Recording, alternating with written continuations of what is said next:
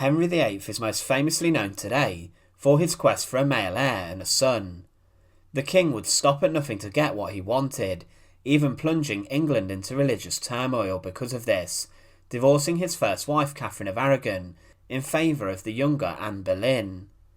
His courting of Anne was met with much opposition in England and inside of the royal court, with Catherine of Aragon cast aside and moved out of the royal apartments dramatically.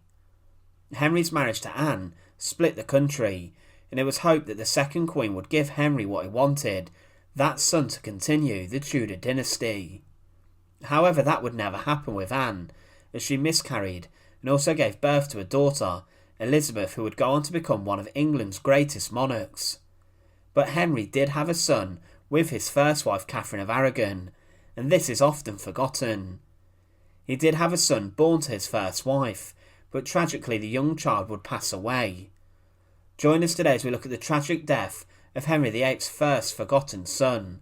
And remember to support our channel, please make sure to subscribe. In 1510, Catherine of Aragon was pregnant. All seemed well, and her pregnancy was progressing very well, and she had been sent for her lying in. The royal couple had been married over a year, and the country seemed happy with their royal family. They were anointed and crowned together, and Catherine made a great impression on the people of England. In November 1510, Henry VIII took part in a tournament and was noted to have been the most superior competitor in the different sports, and everything seemed very good for the royal family. Before Catherine retreated from the public eye, Henry was keen to impress her, and he held grand events for her. He organised for musicians to serenade her, and for dancers to wear the finest clothes and entertain her and the king. Just before Christmas 1510, Catherine heard mass, and then hosted a lavish banquet for the men and women of her court inside of her great chamber. Only the finest foods and best wine was served, and she was then accompanied to her bedchamber, and then she was retired inside of it. She was then not seen until the child was born. It was customary for no men to be allowed inside of the chamber, not even the king, as Catherine would give birth, and she was sent for her lying in. Everything was delivered to the door, and the room was darkened, and tapestries were hung on the walls showing romance. There were no images that may scare the mother and child, and the font from Canterbury Cathedral was collected and put inside of the chamber, just in case the child needed to be baptised very quickly. On New Year's Day 1511, a child was born. The child was healthy, and it was everything Henry had dreamed of. A healthy boy who he dreamed would rule England one day and succeed him as the King of England. The king was relieved and ordered fires to be lit in London to celebrate, and he ordered the Lord Mayor to serve free wine for all Londoners to celebrate the prince's birth. Along Tower Wharf next to the Tower of London, a royal salute was fired from cannons, and the midwife who delivered the baby was greatly rewarded. Catherine must have been incredibly happy, and things were great for the royal family. She watched as her ladies-in-waiting washed the baby and wrapped him up. He was placed into a large cradle, and when Catherine was able to sit up, her bed was placed in the presence chamber, and she saw her husband and other guests. She was ordered to remain in the chamber for around 30 to 40 days, and then she returned to daily life. The baby was named Henry, in a nod to his father, and also his grandfather. With Henry Tudor the Jr., it was wished he would become Henry IX when his father passed away. When Prince Henry was just 5 days old, he was taken to the Church of Observant Friars next to Richmond Palace and was baptised. Major courtiers and ambassadors saw the event, and there was much celebration when his name was announced. The young child was then given the title the Duke of Cornwall to celebrate, with his godparents being named as William Warham, the Archbishop of Canterbury, the Earl of Surrey, and his great-aunt and uncle, the Earl and Countess of Devon. The birth of the English prince even attracted celebrations abroad, with the King of France, Louis, sending over lavish gifts. Following the baptism, the ambassadors to France, Spain and the Pope visited Queen Catherine to pass on their congratulations. Once she left her lying in, the Queen and King went to Westminster Palace, leaving their young son at Richmond in the royal nursery. He was cared for by a number of staff inside of the nursery, and his mother and father regularly visited. Henry VIII celebrated the birth of his first son by hosting huge celebrations and organised a tournament in his honour on the 1st of February 1511. He ordered a challenge for men to beat him on the tilt yard, but no one could.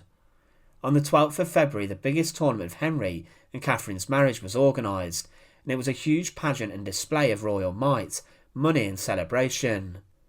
Catherine and her ladies sat together in an enclosure lined with gold and purple velvet, and the fabric was embroidered with Henry and Catherine's initials and symbols. A cart appeared inside of the tilt yard, which was pulled by a lion covered in gold, and the event was a huge royal occasion. The following evening there was a huge party inside of the royal court. However, the celebrations and revelry would not last long. It was planned for Henry, the first child and son to Henry VIII, to become the Prince of Wales, as he would be the heir apparent to the king's throne. It was thought that he would be the third Tudor king too. However, 52 days after the young boy was born, tragedy would strike. Whilst inside the royal nursery at Richmond Palace, the young prince died tragically. There was no known cause of death, but it was common for young children to die during the Tudor period.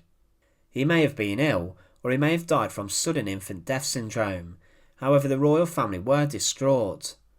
Queen Catherine was devastated, and Henry tried his best to comfort her. The child's last rites were read, and a burial was arranged with all the pomp and ceremony that would come with a prince's funeral. It was the custom at the time that the king and queen would not attend the funeral themselves, instead relying on representatives to do so. The prince's funeral was arranged, and it was planned for the child to be buried in Westminster Abbey. During the funeral, the tiny coffin was taken from Richmond Palace down to the River Thames, where it was loaded onto a barge, of which there were 3, all draped in black velvet. These transported the baby upriver to Westminster Abbey. All of those involved in the ceremony wore black, and the coffin was carried by 6 official mourners, 6 knights who carried the coffin into the abbey. Wax candles lined the route, and prayers were chanted as the procession went into the abbey. The remains were then passed over to the monks, and the choir was draped in all black. And following a short ceremony, the coffin was lowered into its grave. Prince Henry, the 52-day-old son of Henry VIII and Catherine of Aragon, was buried on the north side of the sanctuary area, close to the chapel of Edward the Confessor. One of the greatest tragedies in the whole episode was the anguish it caused on the royal couple. Despite still being young enough to have more children, it's well known that Catherine had many pregnancies, but only one child survived infancy, that being Mary, who later went on to become Mary I. The fact she could not provide Henry with the male heir he greatly wished for caused chaos across the country, as Henry then turned his attention from his loyal wife to the charismatic and much younger Anne Boleyn, who he wished could give him a male heir. Henry's turbulent love life caused chaos across the country, and many of the effects can still be seen today. The death of Prince Henry, the Duke of Cornwall, the 52-day-old son of Henry VIII, was a tragic event in Tudor history, and it's clear that the celebrations that were held with the boy's birth, that the royal family and the country were ecstatic. However, the joy turned quickly to anguish in less than 2 months, and England once again was left without an heir to the throne. Once again, thanks for watching. To support our channel, please make sure to subscribe, and once again, thank you so much for watching.